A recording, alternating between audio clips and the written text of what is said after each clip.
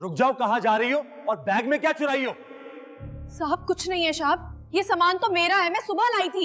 ये तुम्हारा सामान है तो तुम्हारे पसीने क्यों निकल रहे हैं? सच बताओ क्या छुपाई हो बैग में? साहब कुछ नहीं है, ये मेरा ही सामान है। मुंबई की सबसे आलीशान पहाड़ियों में से एक मालाबार हिल, यहीं खड़ा था ओबेरॉय मैंशन।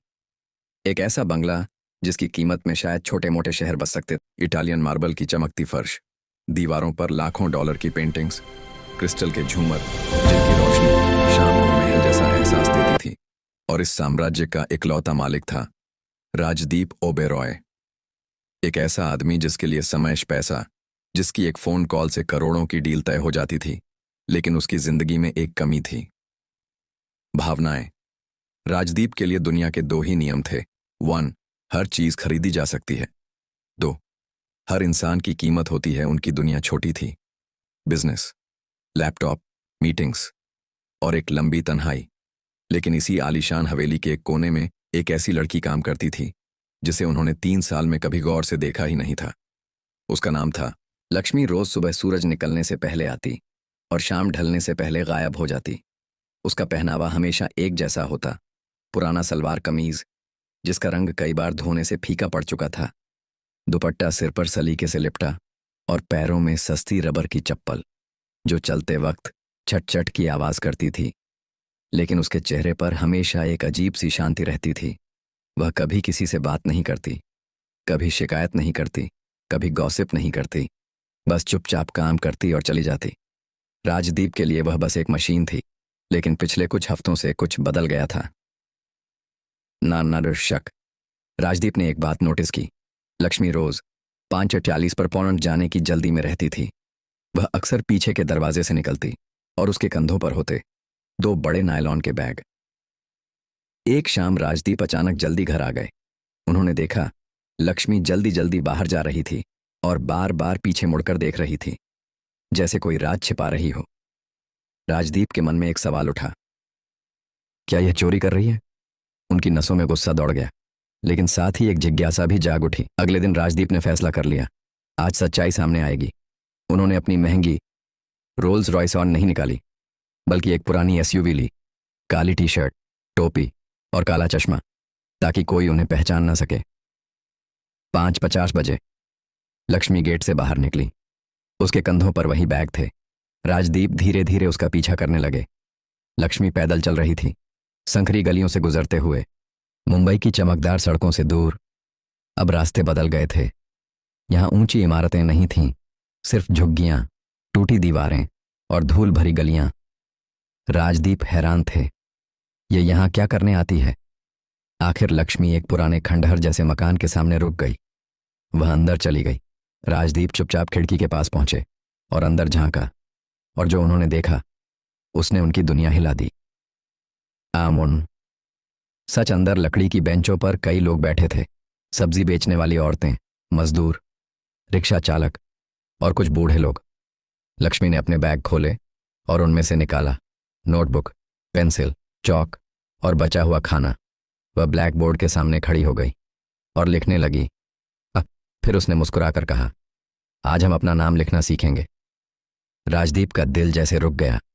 वह चोरी नहीं कर रही थी, वह लोगों को पढ़ना सिखा रही थी। वह एक बुजुर्ग के पास गई, उसका हाथ पकड़कर अक्षर लिखना सिखाने लगी। फिर बोली, पढ़ना सिर्फ अक्षर जानना नहीं है, यह अपनी इज्जत बचाना है। राजदीप की आंखें भर आईं।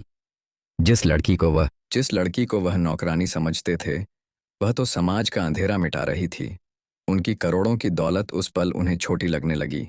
उस रात राजदीप घर लौटे, लेकिन वह पहले वाले इंसान नहीं थे। उन्हें समझ आ गया था, लक्ष्मी के बैग में चोरी का सामान नहीं, सपने थे। लेकिन असली तूफान अगले दिन आने वाला था। लंच पार्टी थी। शहर के बड़े बिजनेसमैन आए थे। महंगी कारें, रेशमी कपड़े, हंसी और दिखावा। लक्ष्मी मेहमानों को पानी सर्व कर रही थी। तभी अचानक एक गिलास गिर गया। पानी गिरा मिस्टर सिंघानिया की पत्नी के महंगे गाउन पर। वह गुस्से से चिल्लाई, तुम्हारी हिम्मत कैसे हुई? फिर उसने लक्ष्मी के कपड़ों की ओर इशारा किया। राजदीप, तुमने कैसी गंदी नौकरानी रखी है।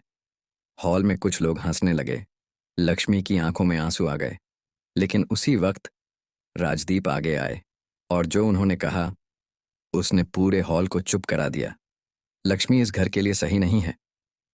मेहमान खुश हुए, लेकिन राजदीप ने आगे कहा, क्योंकि इस घर की दीवारें लक्ष्मी के किरदार से छोटी हैं। हॉल में सन्नाटा छा गया। आप जिस गंदगी की बात कर रहे हैं वह इसके कपड़ों पर नहीं, आपकी सोच में है। और उसी पल राजदीप ने मेहमानों से कहा, लंच खत्म हुआ, आप सब जा सकते हैं। लक्ष्मी रो रही थी।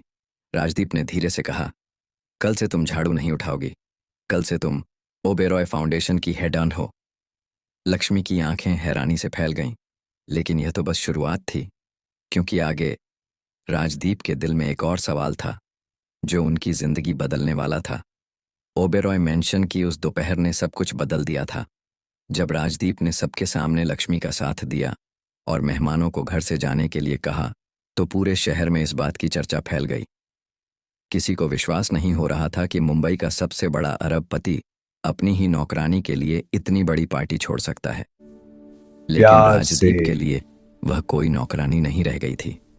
वह एक मिशन थी, एक रोशनी, एक ऐसा सच जिसने उनके दिल के पत्थर को पिघला दिया था।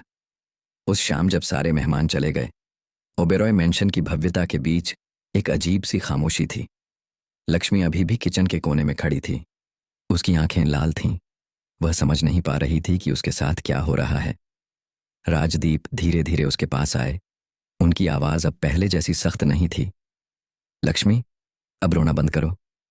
लक्ष्मी ने धीरे से सिर उठाया। साहब, मेरी वजह से आपकी इज्जत। राजदीप ने बात बीच में ही रोक दी।